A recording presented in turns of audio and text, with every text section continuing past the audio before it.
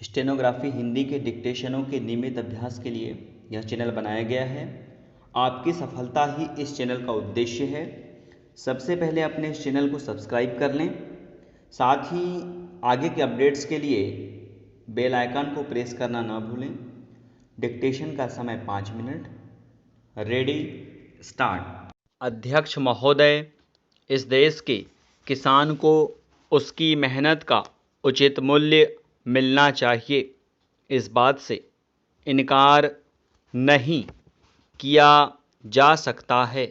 मैं इस सदन का ध्यान इस बात की ओर आकर्षित करना चाहता हूँ कि जब जब भी किसानों को दी जाने वाली सहायता की बात की जाती है तो यहाँ पर कभी भी कोई ठोस निर्णय नहीं लिया जाता है।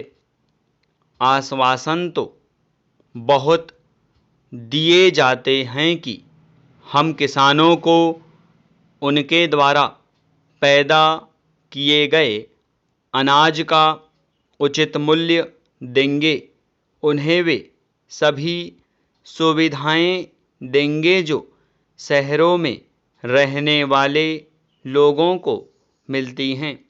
किंतु मुझे दुख के साथ कहना पड़ता है कि इस सदन में दिए गए आश्वासनों को कभी भी पूरा नहीं किया गया है।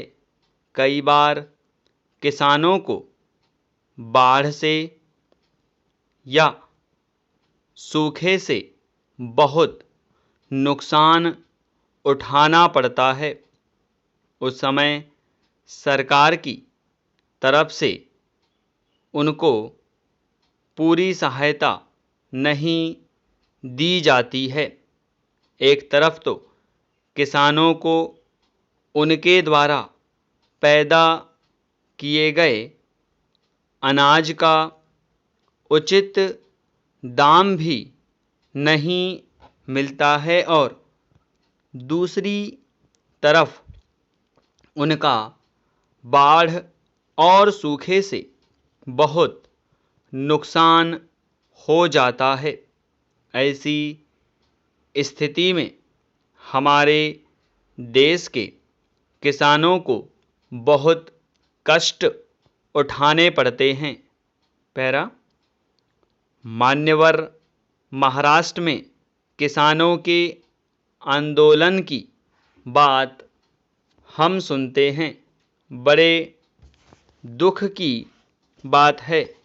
जहाँ तक मुझे मालूम है, वहाँ के किसानों को बहुत सारी सुविधाएं दी गई हैं। वहाँ के किसानों को दिए गए ऋण माफ़ कर दिए गए हैं, लेकिन उत्तर प्रदेश के किसानों को इस तरह की सुविधा अभी तक नहीं दी गई है। मैं महाराष्ट्र के किसानों से निवेदन करना चाहता हूँ कि जो कुछ उनको दिया जा रहा है उससे उन्हें संतुष्ट होना चाहिए और देश के विकास में पूरी तरह से हिस्सा लेना चाहिए।